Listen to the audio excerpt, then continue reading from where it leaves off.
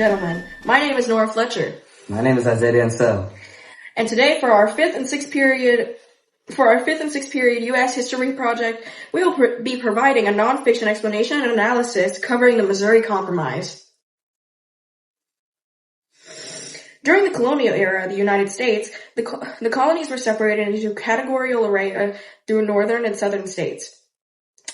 In the case of the states, it would be questionable as to why those states needed slavery, or in other words, the southern states depended on slavery. Without the southern states in the U.S. would have never won independence and formed a country. And as the southern states utilized slavery, the northern states would be there to endure the slavery in the southern states. The southern states, such as Alabama, North and South Carolina, Arkansas, Louisiana, Mississippi, Tennessee, Georgia, Virginia, and Florida. States such as Texas and a good amount of Arkansas were yet to be developed. Why is it so important these states are labeled? Well, Ms. Fletcher, the reason it may be important to explain why the states are labeled and separated is because the southern states were considered slave states, and ones above the states were considered free states. And how did that all get decided? Thank you for asking, Ms. Fletcher. Way back in the day, in 1820, which was 17 years after the Louisiana Purchase in 1803, which was a large territorial land purchased by the U.S. from the French. During this time, the territory was not considered states just yet, although there was a little state that would be recognized and put down for statehood. Straight in the middle of the United States, Missouri was developed. It was once part of the purchased territory within the Louisiana Purchase. Once Missouri had become a state, there was political tension that would arise due to the birth of the new state, along with another one far up north, Maine. So you mean to tell me that once Missouri and Maine had become a state, there was a political tension between the two? That would be correct on your part, Miss Fletcher. Would you mind explaining what this meant for a newly independent country? I would love to, Mr. Dancel. Once Maine and Missouri had become states, there would be a political debate between how they would manage their system between slave and free states.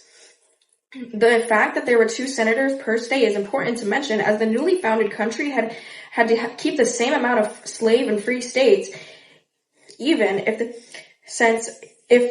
this wasn't conducted, there wouldn't be a majority equal balance in the system of the House of Representatives, which in 1820, the issue upon the matter would be of this political debate on how they would choose would be resolved by the Missouri Compromise.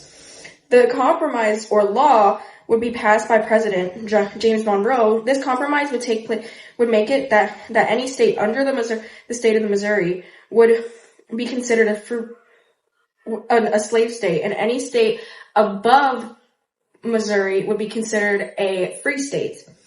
Therefore, there would be 12 free states and 12 slave states.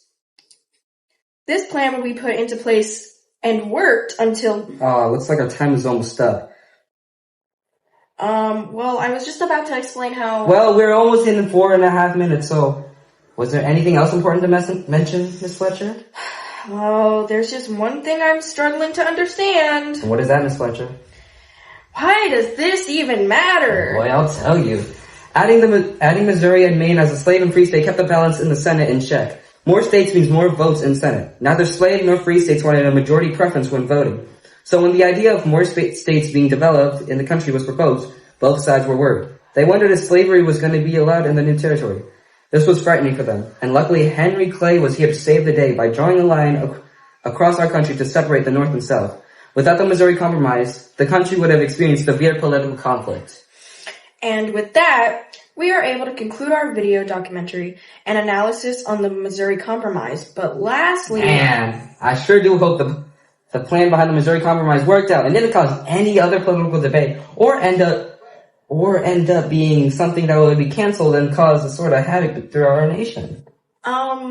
Well, that's quite exactly what happened, Mr. Dancel. Excuse me? The Missouri Compromise would be repealed in 1854 due to the Kansas-Nebraska Act. Are you kidding me?